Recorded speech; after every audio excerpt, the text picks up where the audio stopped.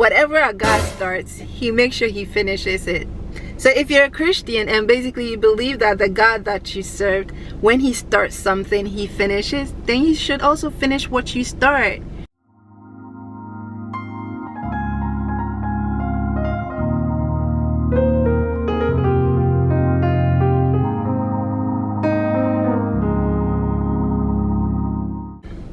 The second point is finished all unfinished things.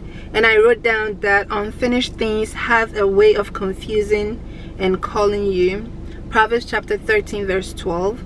Finish what you have started. It's easier to start than to maintain and finish. Sometimes it's hard to start, but most of the time, if you look at these processes, it's easier to start than to finish. Because when you're finishing, it gets harder, or you get tired, and during the process, that's where energy is needed, because you be tired. Like if people are racing, when they start, they have the energy to race on, but in the middle of it, they start to lose energy, and then getting to the end of it is like they're worn out. And it's only few people that are able to finish the race with how they started. So with that being said, in this life, there are a lot of things that we have to do in order to make our life better. And in just our own personal life, there are things that we have started that we get tired of it, and then we just pause it, move on to the next thing. But the thing is, you have to finish what you started, even if it's not something that you are interested in anymore. But you know that when you finish it, it's gonna help you. It's better to finish it, especially if God has placed it in your heart. If it's a calling or a purpose that has been put on your heart and you want to finish it, but because of maybe resources and things that you would need to help you finish, you don't have those things, so you just put the calling or your purpose away. And I'm here to just remind you and tell you that go back and finish it. Go back and finish that purpose. Just remind yourself the reason why you started in the first place. If you don't finish it, too, one of the things that happen is that the thing is going to come back hunting you, because it has been placed in your spirit, in your soul, that this is what I want, this is what I want to do. It's a desire that has been placed in your heart by God, or it's a thing that he has put on your heart to do. If you don't do it, it's going to keep on coming back to haunt you, because it's not finished. So whatever thing that you have started, God has placed on your heart to do, and you have started, finish it. The third point is do one thing. Do one thing. And what I mean by that is, if you have a lot of things that you want to do, it's better to focus on one and finish it, and then move on to the other thing. We humans have the tendency of doing a whole bunch of things at the same time. And when you're doing this, which we like to call multitasking, which is a really good attribute to have, but most of the time, especially when it comes to projects, it's better to finish one thing and then move on to the other. And if you try to do all of it at the same time, you usually get overwhelmed, and because of that, you have pieces and pieces of unfinished projects without any one of them being done or being successfully done. So how about you just take your time and do one thing at a time, finish it, and then move on to the other.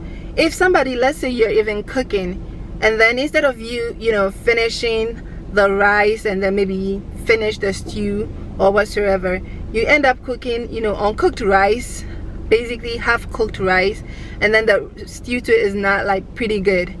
At the end of the day, the fire or the gas, you're out of gas or you're out of fire or whatever, you can't eat any of that. That's just an example. It's not really practical, because you can easily cook rice and stew at the same time.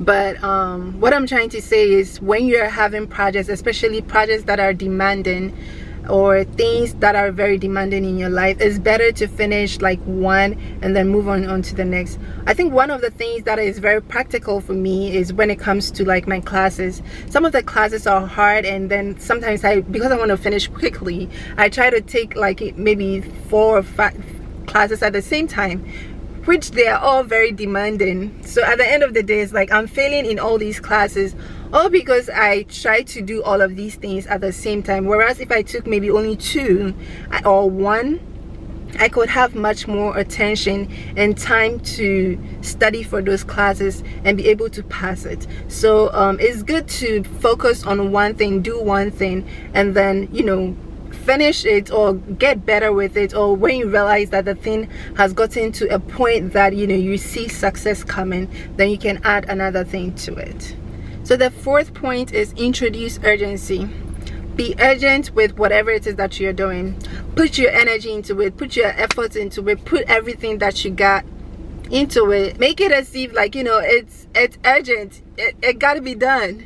And when you have this urgency in it, it makes you work on it faster. It makes you give it your best shot. That is very, very self-explanatory. We're just going to move on to the fifth point. So the fifth point says, bring all your forces to apply to the one thing. If not, the thing delays and makes your heart sick. Put all your efforts into it, you know, because if you don't, the thing is going to be delayed. And the more it gets delayed, the more you lose hope, the more you get tired, the more you get weary, and it's like you don't have any energy to keep on going with it. And by the time you realize, you know, you've left the thing unattended, and then you just don't finish it, and you get no marks for unfinished work. You know, it's better to try, finish, and fail rather than to try, not finish, or not to even try at all. Because at least if you like go through all of it and you fail, you know you try, you know you give it your best shot. But if you get to the middle and you just like, you know, I'm done, it's like that's not your best shot. You didn't start just to, you know, be stuck in the middle. And mind you, like, if we say we are Christians, we want to be like God. Our God does not, you know, end in the middle of what he's doing. I don't know how to put it, but whatever our God starts, he makes sure he finishes it. So if you're a Christian and basically you believe that the God that you served, when he starts something, he finishes, then you should also finish what you start. So with that being said, put all your forces in it and finish what you started.